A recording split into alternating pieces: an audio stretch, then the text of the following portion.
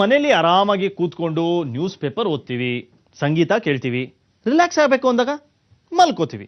ಈ ಎಲ್ಲ ಕೆಲಸಗಳು ನಮಗೆ ತುಂಬಾನೇ ಖುಷಿ ಕೊಡುತ್ತೆ. ಸರಿ, ನಾವು ಈ ಎಲ್ಲ ಕೆಲಸಗಳನ್ನ ಹೊರಗಡೆನೂ ಮಾಡ್ಬೋದಾ, ಅದು ಹೈವೇಲಿ?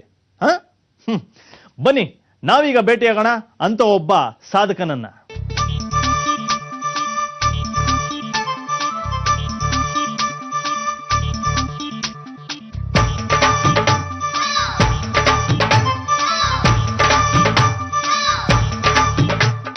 ಇವರು ನಮ್ಮ ಇವತ್ತಿನ ಅತಿಥಿ ಚೆನ್ನೈನ ಮುತ್ತು. ಚೆನ್ನೈನ ಮುತ್ತು ಅವರು ಈಗ ಪಾಂಡಿಚೇರಿ ಮತ್ತೆ ಚೆನ್ನೈ ಹೈವೇಲಿ ಬೈಕ್ ಓಡಿಸ್ತಾ ಅದ್ರ ಮೇಲೆ ನ್ಯೂಸ್ ಪೇಪರ್ ಓದ್ತಾರೆ, ಮಲಗ್ತಾರೆ, ಬೈಕ್ ಮೇಲೆ ನಿಂತ್ಕೊಂಡು ಗಿಟಾರ್ ಕೂಡ ಪ್ಲೇ ಮಾಡ್ತಾರೆ. ಬನ್ನಿ ನೋಡೋಣ ಇವರ ಈ ಸಾಧನೆಯನ್ನ.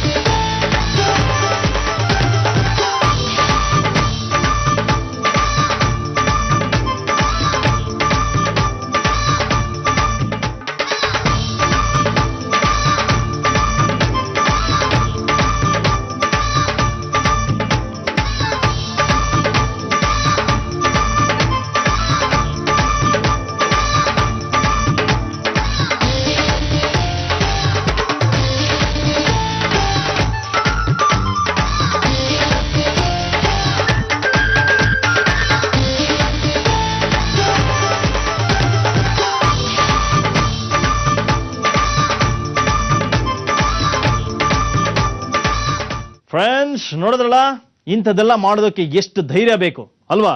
ಎನಿವೇ, ಶಾಬಾಷ್ ಮುತ್ತು, ಶಾಬಾಷ್ ಇಂಡಿಯಾ.